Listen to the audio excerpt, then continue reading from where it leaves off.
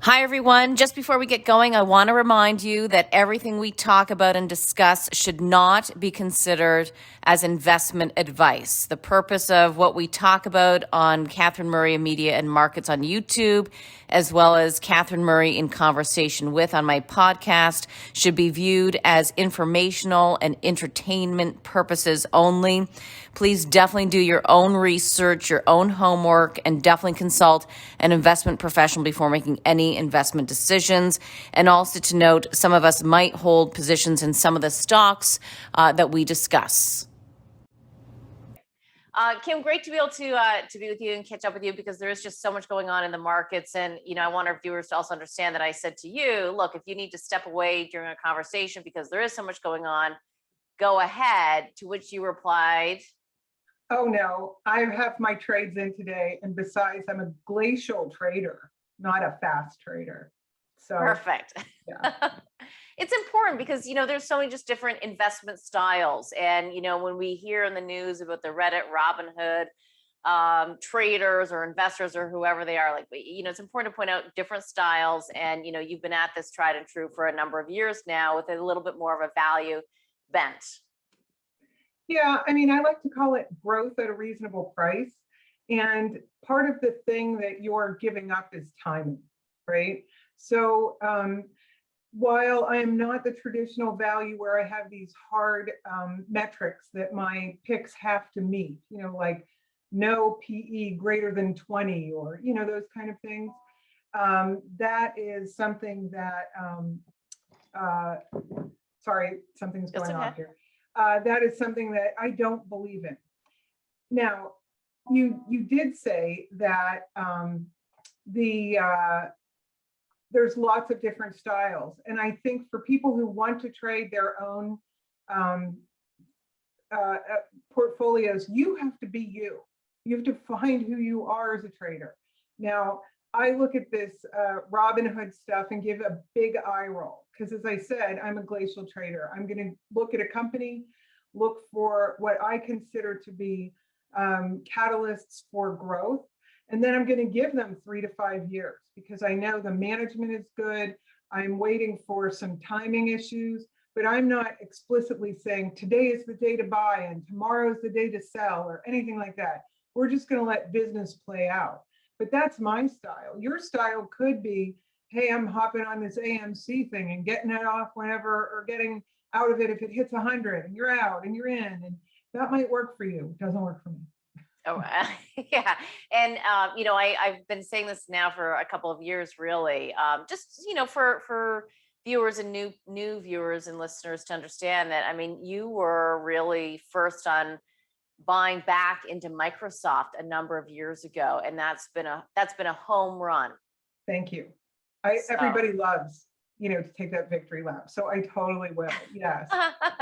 Yeah, you have to, because that's part of being patient and seeing value and expecting the company management to turn it around and seeing what's going to come about. And I mean, that's what real professionals actually do. Right. Well, I like to think of myself not so much as somebody in the stock market, but in the company market. I'm trying to be an owner of companies, not a buyer and seller of stocks. Got it.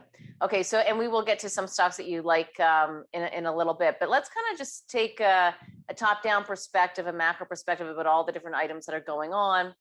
Of course, well, we just touched upon the Reddit, and you give them a big eyeball roll. Okay. I don't know. Is there anything more to say on that? No, I mean, part of me thinks it's good because somewhere between 2008 and 9, for a lot of people, the stock market became a dangerous, horrible place. And I don't think it is. So for good or for ill, Robinhood has gotten people back in. And I think some of that is good.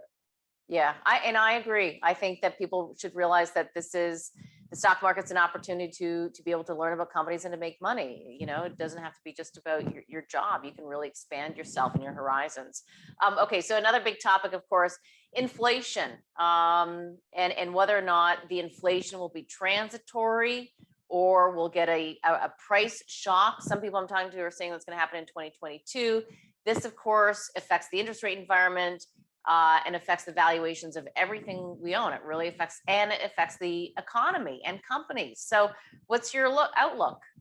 Well, I do not have a crystal ball, but I look into the past and I look at the, I guess, economists and just consumers' worst nightmare, which was the 1970s. And believe it or not, I lived through the 70s. And I wasn't a huge market participant because I was in high school at the latter part of that. But I do remember listening as I got ready for school, because we didn't have the internet. We had this stuff called radio that I would listen to, like the farm report, and then the business report came after that. And, the Fed would issue overnight pronouncements of where interest rates were. And they were desperately trying to get a hold on the economy as interest rates were going up and inflation was going up. And it seemed like this never ending thing. And it was all done in back rooms. But I look at that time and I say, things are very different now. For one thing, the US, and we seem to have forgotten this, had gone off the gold standard in the beginning of the 1970s. So the Fed was not at all up to speed, nor anybody really, on running a balance sheet and how that could affect daily people's lives, right?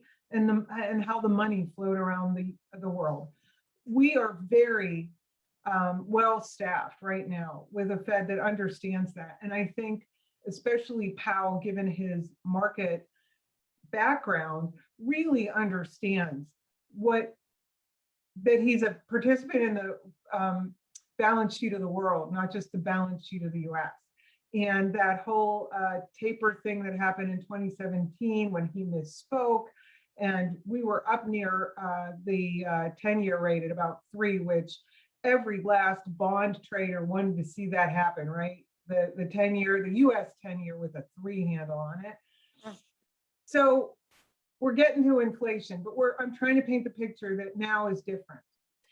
I agree. I see inflation. I do the shopping in our household, and I see strawberries and fruit at crazy prices. And I know what it was last year, and I look at it this year. And even in the job market, especially at the lower skilled levels, we have seen a huge, like 25% jump from about $12.50 to $15 here in the States as your entry level kind of no skill job. Here's the thing, and this is where I'm getting to why I strongly believe it's transitory. We are not going to have the replication of the 1970s. I know that's a lot of people like to talk about that, but because of the structural differences in the Fed and how they perceive their balance sheet and what their mission is, I don't think they're going to let that happen. And they understand the tools better, that's for sure. But also, I don't believe wage inflation is going to go spiraling up the rest of the skill curve, we'll call it. So, and I also think that once more of the workforce gets incented to get back to work here in the States, which is there's people receiving more money than they've ever actually earned working by not working, they're, out of the market right now. And that there won't be a 25% increase year over year between 2021 and 2022 in those lower rungs of the employment chain. Okay. So that's why I believe it's transitory. And thank you for giving me so much time to do a tour of the 70s, but I really needed to set this. I can't encapsulate that thought in 10 words or less, unless it's just, yes, it's transitory. Yeah, well, you're right. And I appreciate you going into the details and saying that it is different this time versus the 70s, because you're right on, in a quick 5-7 minute hit, you can't go into those details. And it's important because we continue to debate whether or not it's transitory or not. And you have to be able to get this right to really understand where the interest rate environment is going. And again, for any new viewer and people trying to learn about this, it's so important because it sets the stage for the interest rates that you pay on your mortgage, your credit card, your auto loan. It sets the interest rate payments that companies pay for their debt issuance.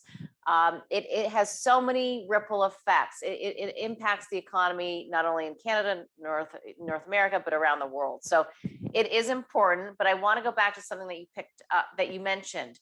as to Okay. why it is different this time. And you talked about the Fed's balance sheet, that it's different and they, that they have different tools, or what did you really mean by their balance sheet is so different? Their balance sheet is different because in '08 and '09, we knew exactly what was going on that balance sheet and why. Okay. So most people were talking about saving banks from collapse. And that's exactly what that was for. What they were doing was they ate up a whole lot of that bad debt and let it sit on their balance sheet. And some of it became bad and some of it got worked through. And this was all pretty much mortgages and residential mortgages in particular. And if you were a thinking person, you knew that they weren't going to sell those assets, that the average US mortgage only lasts 8 years, even though it might be a 30-year mortgage, because people move or die or whatever. They sell their house or they refi, right? So we have that going on. But it was then that I think the light finally went on, that we have to think about the world and the US balance sheet with respect to other large economies. So at the same time, the EU and China were growing their balance sheets.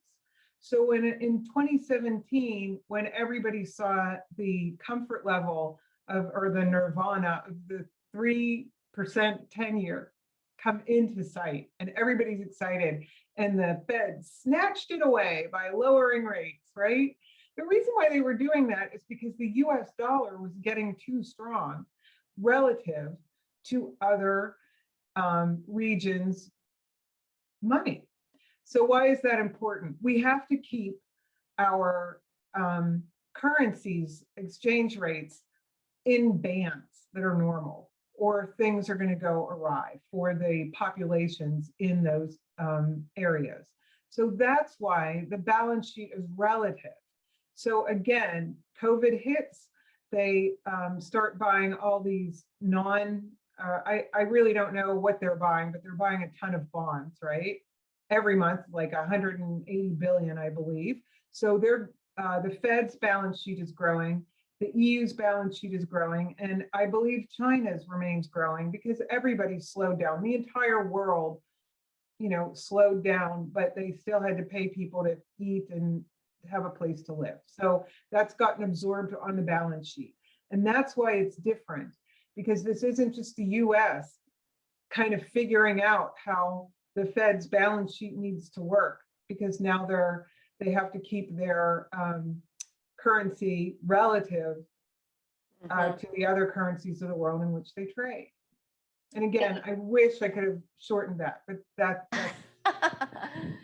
No, it's important to understand, like it's almost because of everything that's gone on in terms of globalization over the past 20 years, we are just so interconnected. And if you forget that, just look at the financial crisis, where all the banks were so interconnected that you didn't know who had leverage and counterparty risk. So it's almost, this is the next stage and phase of that interconnectedness. I guess the only thing that perhaps could derail that is if in fact you have certain countries being able to divert away from the relativity game that we're all in. I don't know how you possibly could, but that would be the risk. It's a risk, and not only is it a risk for the company or the country that does it, it's a risk for us all, because then you've gone rogue and you've said, oh, I'm not going to support the exchange rate between my country and the rest of the world. So I don't really know how well that will work, or if anybody is going to dare to do it, but we'll see. Yeah, we'll see. So, okay, so for right now then, the view, just given everything that we've said, inflation, interest rates in your mind, or inflation is transitory. Yes. So when we think about what that then means for investing, and I want to start with tech because you have a real specialty in tech. And this has been a big debate in terms of, whether or not these tech stocks are going to end up being overvalued. Maybe some will, maybe some won't. So what's your perspective there? I'm going to take the Miss America answer, and that's some will and some won't. And let's divide up the world. So, that's because that's not very palatable to anybody that's watching this. So like, who cares? You have a 50-50 shot there, Kim. But I divide the world into more discrete buckets. There's tech that is infotainment tech, and that would be Twitter, any of the social media kind of technologies, right? And things that have, well, how can I put this? Maybe negative productivity if you're, looking at them and saying, if somebody's on Facebook at work, that's probably not adding to the productivity of the firm. So think of it that way. And then because I come from a background, having been a software engineer and a consultant in technology, where the productive technologies lie, right? And that's where companies are using them to try to do more with the people that are in their walls right now, right? So better products, more services, that kind of thing, productivity. I think productivity delivered via tech never ever goes out of style. The amount of dollars that companies are incented to put into that area may grow and shrink depending on the new technologies coming out. But technology really is the only thing that adds productivity to companies. And so with that said, and looking at some of the buckets of technology, what do you think these days of the FANG stocks? I watch them. The only one that I own is the extra A in FANG, which is Apple. Finally, hell has frozen over and I've bought Apple. But I think that they do have a really strong moat at this point. Although I think that they are a consumer company, kind of makes them a little on the wobbly side to be in my preferred silo of productivity enhancement. But the FANG stocks, I don't think they're ever going to go out of business. But what they're really providing is advertising or better ways of advertisers to get to certain groups of people. And that changes over time. In the beginning of this talk, we talked about my old-fashioned life when I was in high school that I listened to the radio.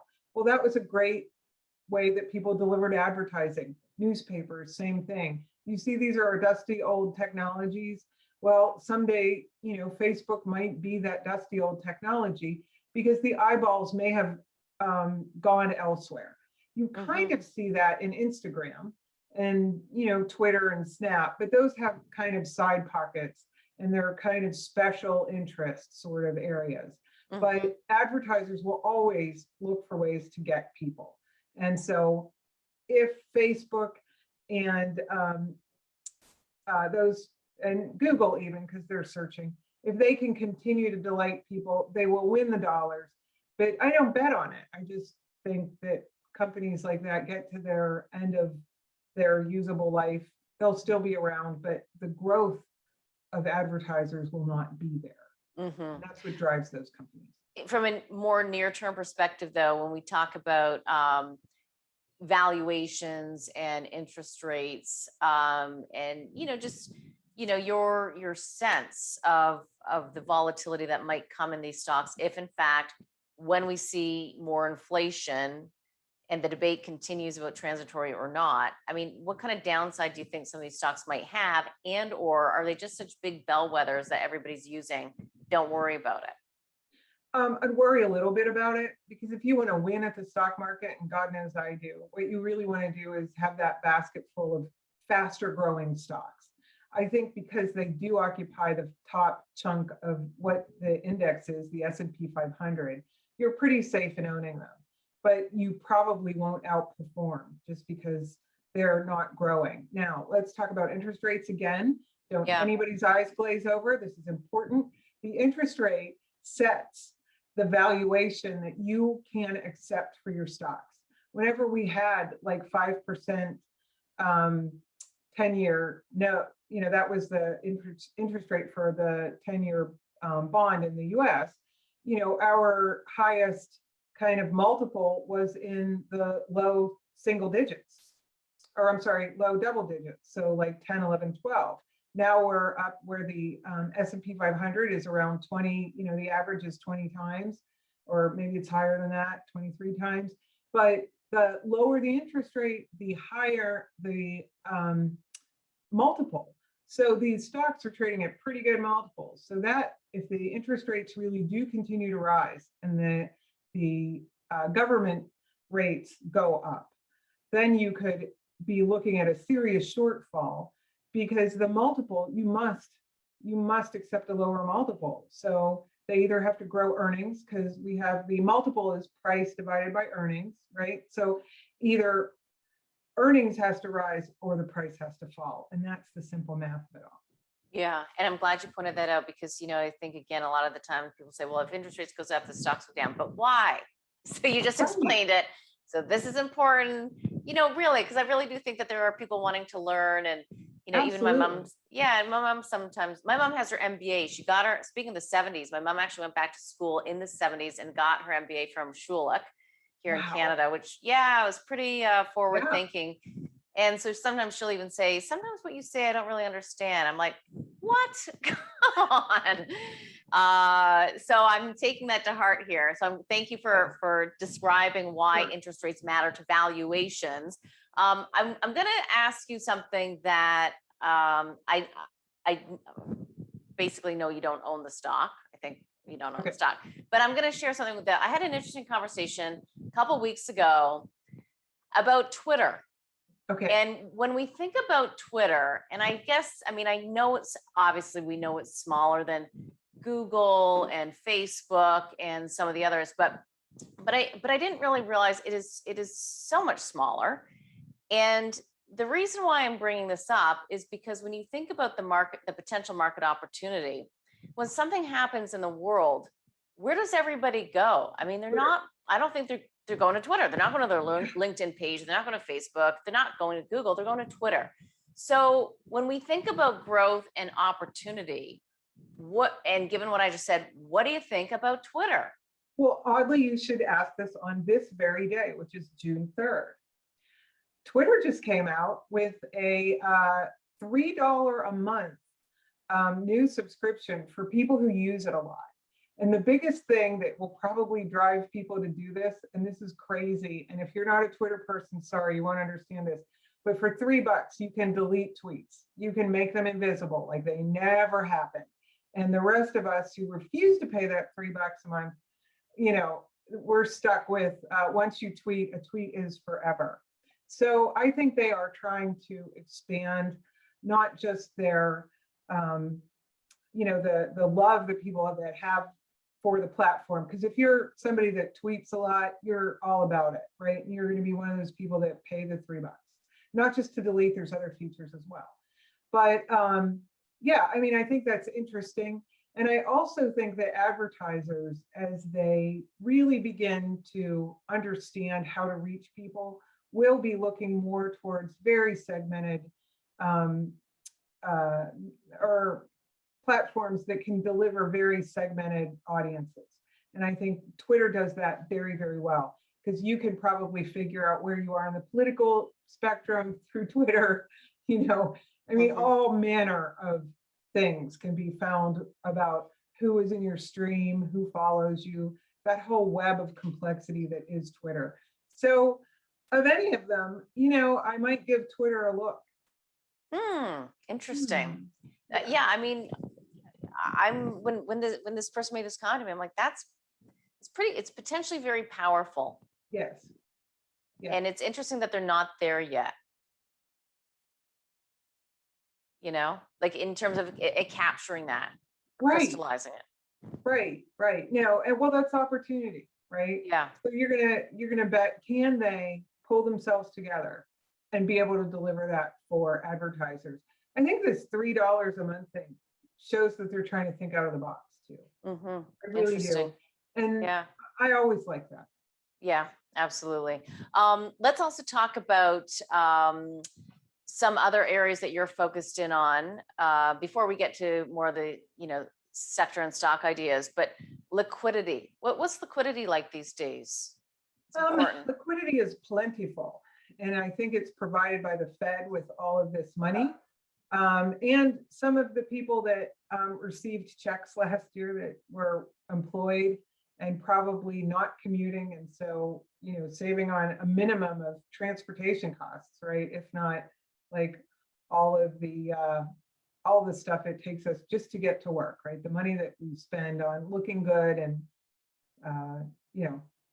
feeding ourselves, they put that in the market. So liquidity is unbelievable. Now, do I think it's going to go lower once people go back to work? I don't think so.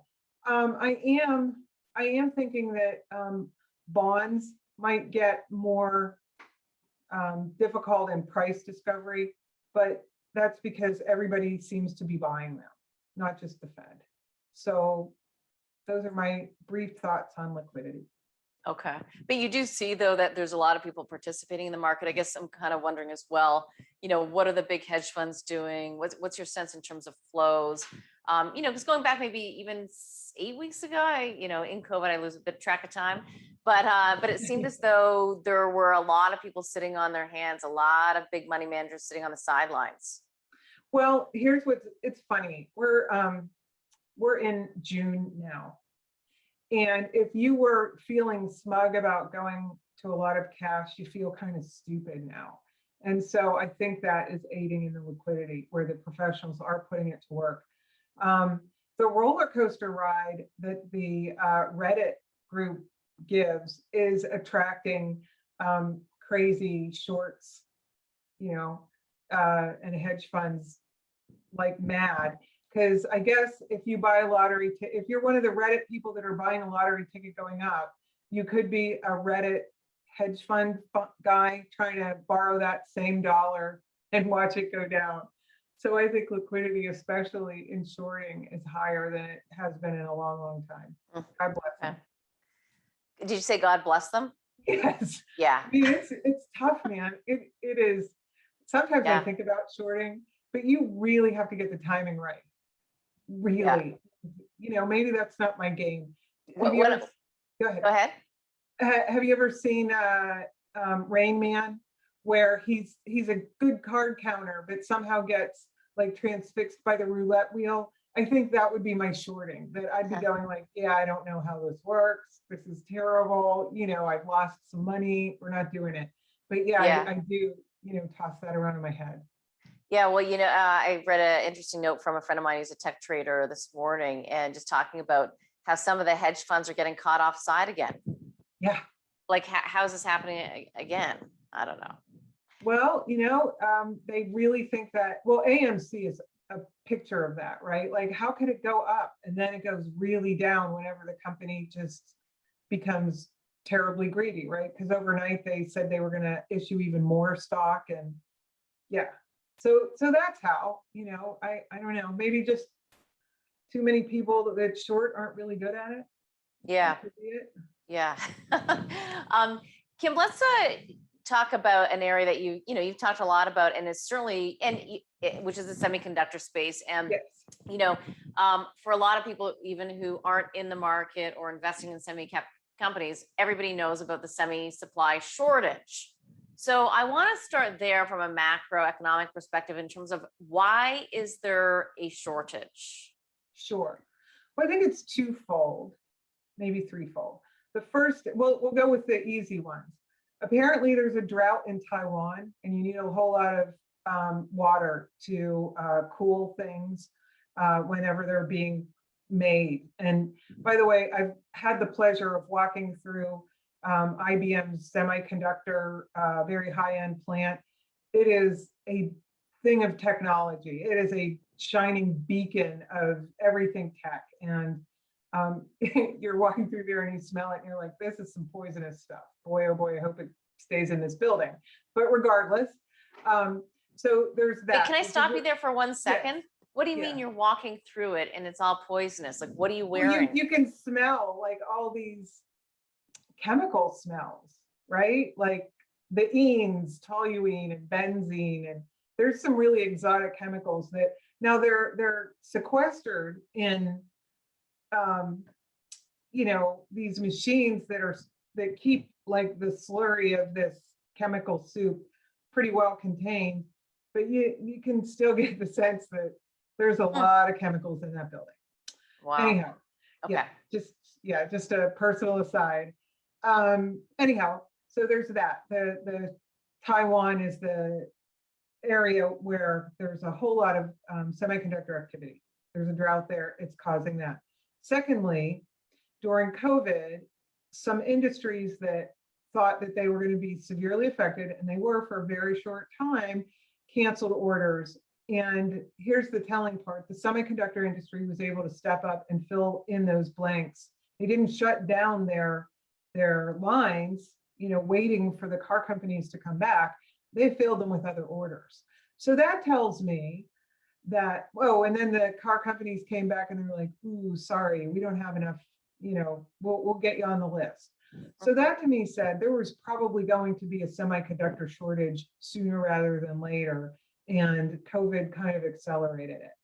And it's very difficult to build these plants. Again, this is very specialized equipment. There's a whole lot of, it's not just a big empty building. There's a whole lot of safety equipment that goes in, ventilation, that sort of thing. And so it takes years to build even, the smallest of these lines. So, and then the third thing is, people are really worried that the semiconductor companies are going to overdevelop in the short term. I don't see it. I'm a complete bull on semiconductors because I saw uses for them coming up faster than companies were building capacity for the demand.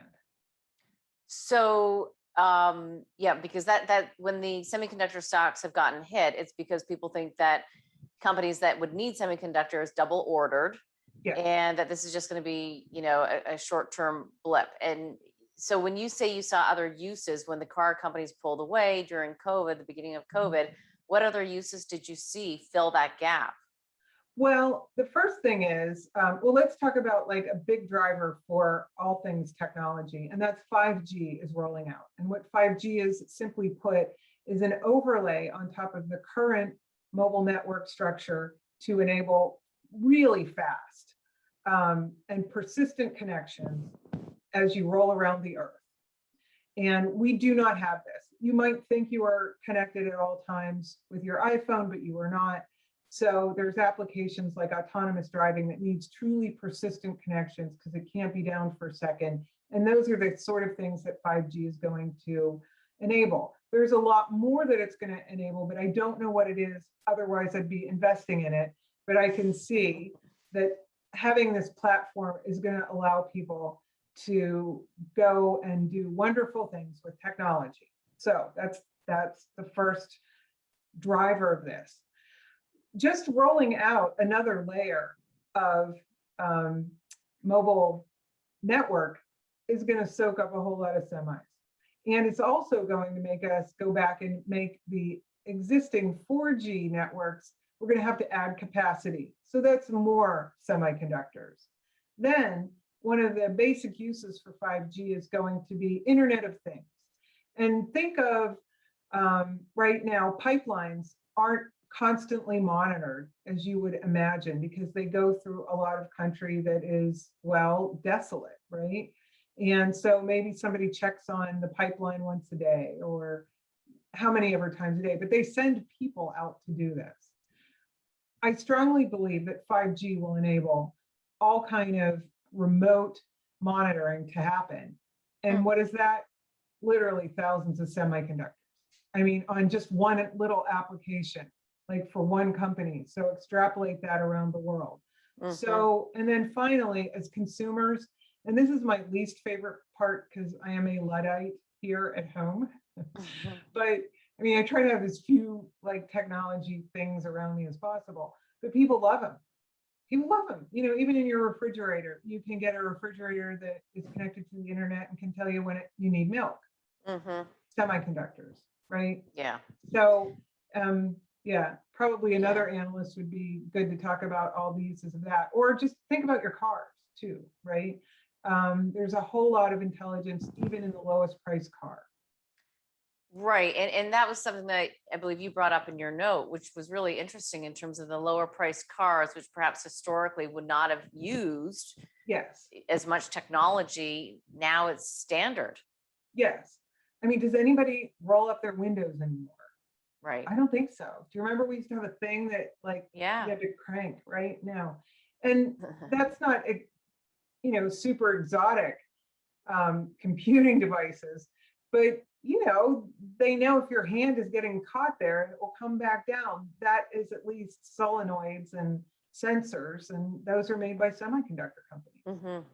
Yeah, it's amazing. We're actually building a house right now. Just got information or news, not information, it's news that apparently our dishwasher won't be in and available. I don't think the Oh, fridge is either, right? because of the semiconductor Yeah, shortage. Oh yeah. man. But it Yeah. doesn't, it still doesn't make sense. It just doesn't make sense, Kim, really, in terms of like what happened. I know. Well, I mean, really, I think all of this synergy where even the companies that are getting the orders didn't quite believe it. They're like, yeah, sure, they want that many. But think about how much smarter. I mean, we bought a new car at the beginning or at the end of last year, and it was the same as the old car, but like 8 years newer. The mileage on this big lumbering SUV is so much better. And it's because there's computers that are shutting on and off, cylinders and improving. Right. And that is, that's a CPU. That's not like just some kind of simple board. This is a real CPU that's doing big calculations. And it's incredible. Wow.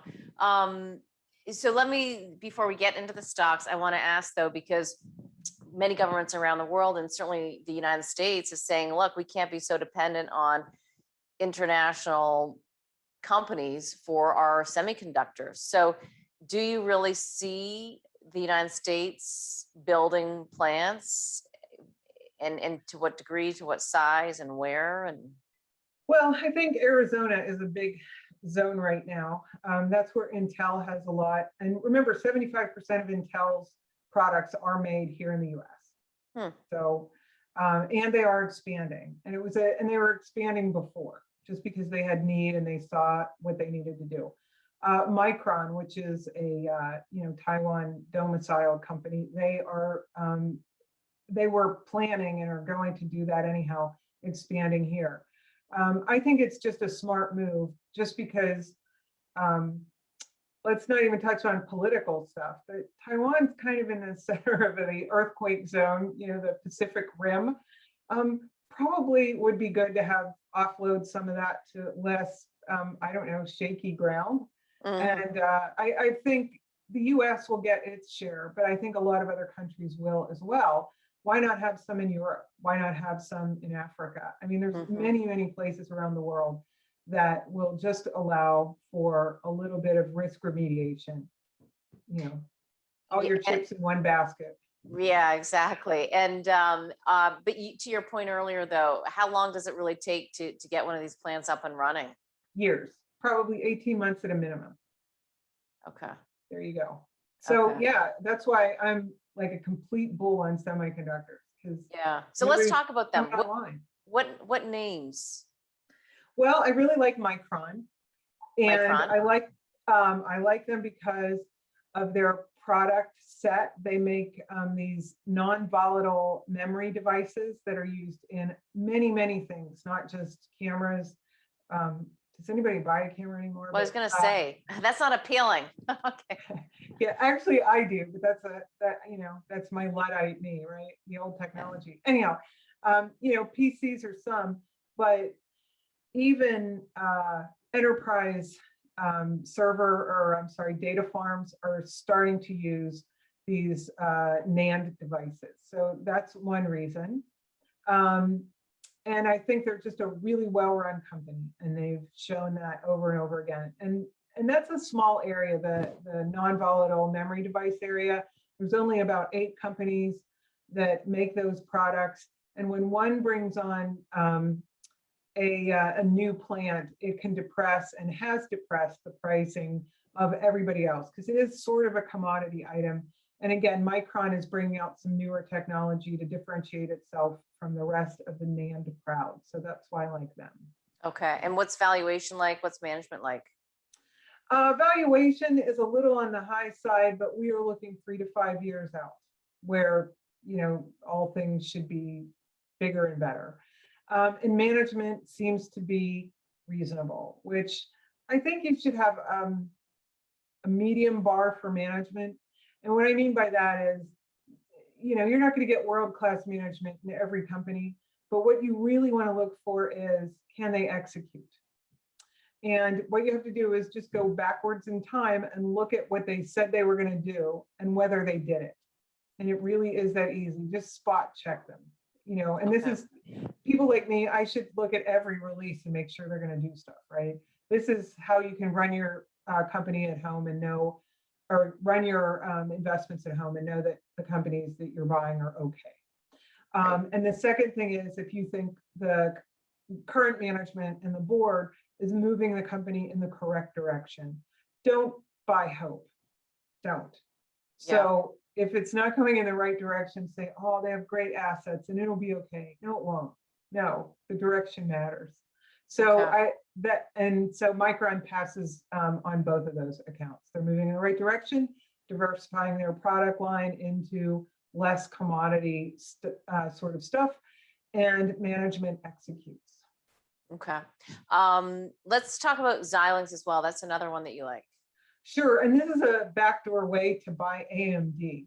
Xilinx is a maker of very specialized chips, some of which run mobile data, I guess, access points from where the landline goes into like a tower. So it's very specialized, sort of out in the field equipment. And I like them because they had that really high-end differentiated product. Management was good, and AMD is buying them. AMD has really come up the curve. And because I'm old and because I've been a software engineer before, I stayed away from AMD because pretty much every time they got like some good stuff going, they'd just make a horrible mistake and go crashing back to earth. And Lisa Su, the CEO, is extremely good and seems to have prevented them so far from crashing into the ground. And I like her acquisition of Xylynx. It's an all-stock transaction, so we will be keeping shares of AMD whenever Xylynx becomes AMD later this year. Interesting. What about NVIDIA? I love NVIDIA, and I absolutely love them at least attempting to, if not being able to buy ARM. And I hope I'm not talking over anybody's head here. So ARM is a company that's based in England that has come up with the design of the chips that NVIDIA makes, the foundational design. And a lot of other semiconductor companies, they give them royalties to use ARM technology. So I like NVIDIA. My issue with NVIDIA, though, is many of their end markets are going to have to use much cheaper chips than NVIDIA can currently use. For example, autonomous driving. If we're going to have autonomous systems in cars and we put out millions of cars a year, you're not going to be paying like thousands of dollars for the chips that are driving the cars. You're just not. Cars get into accidents. Nobody's going to want to insure that car with $20,000 worth of chips in it, right? So I think a company like Intel, and you can give me a big eye roll on that one, that can make, this sounds really terrible, but just go with me on this, good enough chips that do the job, but aren't, at the premier pricing point. I think they win the supply chain. Wow. Yeah, I know. I don't know. I mean, it's a big statement because, I mean, I get it in the sense that, and I didn't know. So just give us the example, like an NVIDIA chip for a car. I mean, you just said that there could be $20,000 worth of chips in a car, of an NVIDIA's car. Well, right at today's prices, I mean, they have to come down, right? So I live in Pittsburgh, and we have a couple of autonomous driving places. Uber used to be here. Aurora is here, and there's a couple of truck places that are trying to make autonomous trucks, which, by the way, I think that autonomous trucks is a productivity problem, right? You can put them on the highway. It's a much simpler solution set than trying to get cars to navigate around people and dogs and all kind of stuff that happens in the city. And the markings on the roads are completely different city to city here in the States. So, that complicates it. But long haul trucking is a problem that I think can be solved by autonomous driving. And it's just okay. But anyhow, so I look at what goes into those cars, and I know that, it has a 360-degree camera on the top. It has all these cameras on the sides. I know there has to be, and the chips go for a couple $1,000 for NVIDIA. So there has to be at least 5 or 6 of them there, if not more. Wow. So yeah, and that's why I'm making that statement that none of these systems are out. But once, they really have to make them price sensitive, because how much are you going to pay? $100,000 for a car, and $20,000 of that is your autonomous driving system. I don't think it's, doable for the people. We'll put it that way. Right. Some people, yeah. Most people know. So where are both of these companies though in terms of their market penetration in cars, as an example, Intel versus an NVIDIA? Well, both are nowhere, right? These are all experimental units. So what about for the cameras? Like who's with the 360 camera right now, whose chip would that be? I would say, well, Mobileye could be doing that, and some of that is NVIDIA. But I believe that the AI on the NVIDIA, or I'm sorry, that would be Intel with Mobileye. But I'm sure that NVIDIA has more than capable software that is dealing with that, just because of the speed at which their chips go. Yeah. But stepping back at the same time, I mean, I guess is NVIDIA just to be looked at as best in breed? And yes. But your concern sounds like, with the application of more and more chips, maybe they don't capture the mass. Right. And right now, I think they're priced to perfection. We'll put it that way. Okay. So if they could make them cheaper, but they don't really have an incentive right now to make them cheaper, right? Right. So why do that? Yeah. And can they? Yeah, sure, they can. But we'll see. We'll see. What is the latest with Intel? And I know you've been a bull on Intel for a while, so give us the latest. Yeah. Well, I'll just say this at the beginning. I was wrong for a little while there. They did improve. They have a new CEO, and he's moving the company. Oh, this is good. It fits into what I was saying before. He's moving the company in the correct direction. I thought one of the strengths, and the reason why I owned Intel, was because not only do they design the chips, but they also create them. And you could be saying, well, isn't that what all chip makers do? No, NVIDIA does not make their own chips. They contract out for that. So because I'm kind of an engineering nerd, I know that the building process is very important for the gross margins and the operating margins of a company. So I think that because they own both the fab plant and the design, that the fab people can talk to the designers to make sure that they're not doing anything wasteful in the design. And they could do things better to, make those gross margins higher. And that's my bias. I like companies with great and growing gross margins. So that's what I really like Intel. You like the integrated model. Mm-hmm. Mm-hmm. But that's also been one of the criticisms of Intel, correct? Yeah, well, that's because they didn't keep up with the latest and greatest. Okay. Taiwan Semi came and ate their lunch, and shame on them. Yeah, they had some turnover in the CEO department, and I stayed too long at that party. I should have seen that, but we learn. Yeah, and you're in it, and you've got the confidence in the company management, and you like the business model.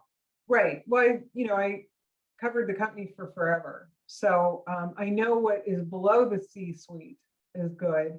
And now that the CEO is back to enabling them to be the engineers they need to be. We'll see, but I'm willing to take a bet on them. And valuation, I haven't looked at it lately, but I probably could and should.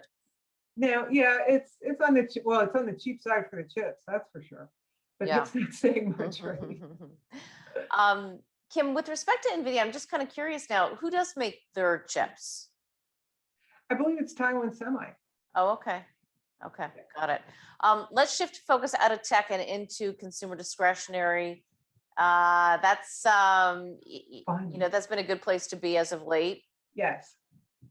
Do we think it continues? I think so. I think we're only at the beginning of it. And here's why. For many people who like to wear clothes and be current, they've had to take a year off. And so they have to go out and buy everything. It's not like you could just use last year's shoes, because we didn't buy any shoes last year. We really didn't, or at least shoes that should be seen. We'll put it that way. Yeah. So I am super excited about higher end retailers, because that's typically where people who care about what they look like, and more importantly, care what other people think about what they look like, that they're going to spend and make sure that their style is identifiable by anyone. Right. It's almost odd to be thinking as we get out of this pandemic that I'll be wearing what I wore in 2019. Yeah, another decade. Like it's that long ago. It's really that long ago, because it was the beginning of 2020. Yeah. Yeah. And well, here's the other thing, and I think this will resound with your viewers. I've been watching Schitt's Creek. Love it. I know. I want to live there, but that's neither here nor there. But Alexis is the perfect person to talk about with respect to clothing, right? Would she be satisfied with last year's stuff? No way. And that is exactly the kind of consumer I'm keying on, and where they shop, because there are many of them, and they are going to drive sales. And even people that aren't quite Alexis. Right. I'm thinking Stevie probably wouldn't, go out and buy new things, but there are a few Stevies and more Alexis. Yeah, and Steve would probably still want the latest kind of hip, sweater or something like that, right? Like everybody, and everybody right now is wearing tie-dye, which I have not caved to do yet. Oh my, yeah.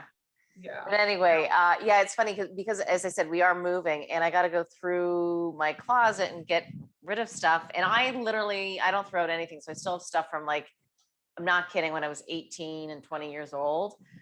Yeah. And you know what, I probably, to your point, like, shoes that shouldn't be worn, probably, like, I could never wear this, really. It's too worn out, too, not the age appropriate, but anyway, but I think that, to your point, I mean, people are also, I think, really going to want mentally to be refreshed. Yes. Yeah. I think I so. agree. Having said that, so this is going to be interesting too. When I worked at William Blair, I covered equity research, or I was in equity research covering specialty retail and e-commerce back in the late 90s. And, you always have to look at, as I say, refresh, like, is it going to be bright colors, or is that what's going to be coming out? Like, there will be these trends, and the retailers that can pick up on it and do it en masse will win. So having said that, what retailers do you like? Well, this goes back to Alexis. I like Urban Outfitters because of the Free People. I think the people who wear Free People are going to want whatever Free People comes out with, right? Like this year's Free People. So that's one of them. And the Anthropologie brands as well. Again, that skews to a higher sort of buyer, but it also skews to people that want new.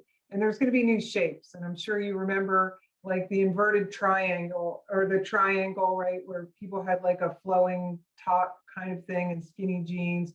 We're going away from skinny jeans. So that's a whole thing too, right? So it's not just the colors, but it's the shapes. And you want stuff that says, welcome to, the 20s, the 2020s. Yeah. So the other one, and we don't own this, we do own Urban. I kind of like Nordstrom, because I think they are really good at providing clothing for the forward-focused buyer.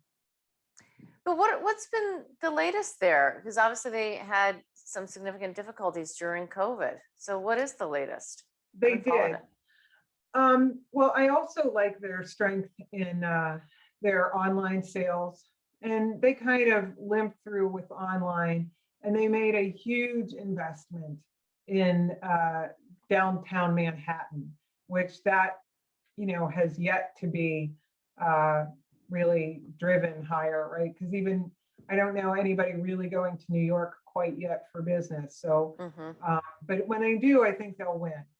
But I think the rack is a good part of their business as well, and they managed that actually relatively well throughout COVID. How's the valuation? It's got to be pretty good, is it? Yeah, I think it is. It's on the lower end of their spectrum. And I also like that family is still involved. They're very involved. There's a couple of Nordstroms at the top. Kim, outside of apparel, anything else you like in retail? No, I was looking at hard goods like furniture. A lot of people, you're not alone that you're moving to a new house. Yeah. There's a lot of people that have been upcycling, but I don't really like any of the retailers that I see out there. I'm a little leery of restoration hardware. And maybe this is just my style, but I look through their lookbooks and there's very little difference in my eye from one of their looks to the next. It all looks very much the same. And it also looks very much the same with respect to what it was 5 years ago. So they had been, they came back from death, right? They've been doing really well. And I just look at what they're offering and it's kind of ho-hum.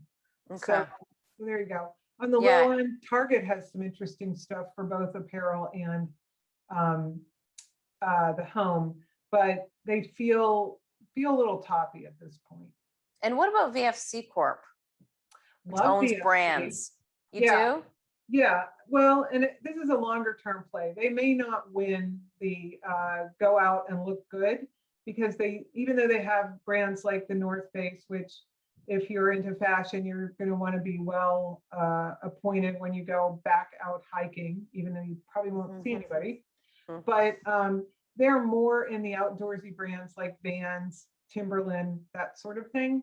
I think that's a much longer term play. I like them because they're the Procter and Gamble of clothing. They'll actually go and understand why people are buying their clothing and incent their designers to make people's lifestyle brands come true. So I like their, I guess, process. Yeah. Stepping back, when you take a look at, and you're a stock picker, but you take a look at some of the leading areas of the market. I mean, retail's done very well. You can look at the XRT, which is an ETF there, because it really does go back and resonate with the fact that we really haven't bought anything and been out and about since the end of 2019. And it's middle of 2021. I know. Well, you're making me want to go shopping. I'm going to hang Me up too. and go shopping. Me too. Yes. When you think about 2019, I have to share something with you as well, which is we also have a condo because we live outside the city, and I put up a Christmas tree in 2019, and then we were skiing in the beginning of 2020, and then all heck broke loose. So I still have the Christmas tree up, and I'm not taking it down as a symbol until we are fully through this. Oh, that's great. Now, It's just a I'm teeny sure one. it's a artificial. Oh, yeah. tree. Okay. Yep. Yeah. Just a cute little condo tree. Yeah. You might want to just burn it as take it out to the suburbs and, just get rid of it. Get the bad juju of that time. So. You know what? Maybe. Yeah. Well, Kim, we'll wrap it up. This has been amazing and very informative. And I guess just stepping back for viewers who, have their portfolio and with all the aspects going on in the world are concerned, you would say what as it relates to investing right now? Oh, always take a look at your portfolio. Understand what you think the future is going to be and look at it with that eye. But then don't do too much. Like fussing around with things generally doesn't make it better. A little benign neglect, if you've chosen the right management that are pointed in the right direction, things usually work out. So that's my advice to you. Take it easy. That sounds great. Kim, we'll leave it there. Thank you so much for your time, insight, valuable insight, and the conversation. Thank you. Thanks, Kim. We'll do it again.